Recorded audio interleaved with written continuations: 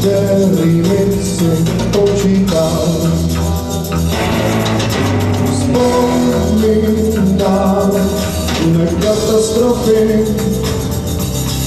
kterých ses obával.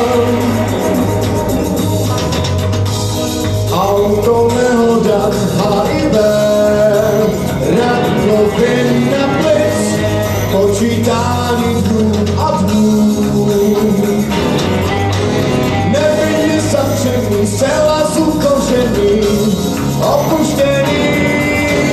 Nevinně zavřený, zcela zukořený, navždy odmluvný.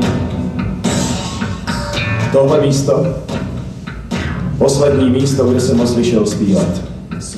To nebyla žádná podniková párty, žádný klub. Byl to klub.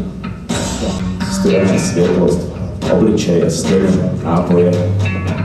Stál uprostřed v modrém paprsku světla. Nevím už, co zpíval, jenom to, že byl krásný.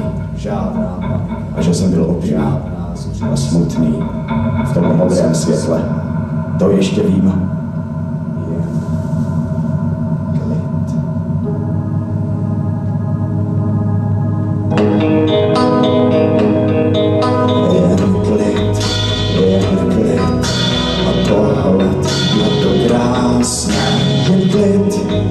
Jen klid a pohled na to krásné, jen klid a pohled, jen klid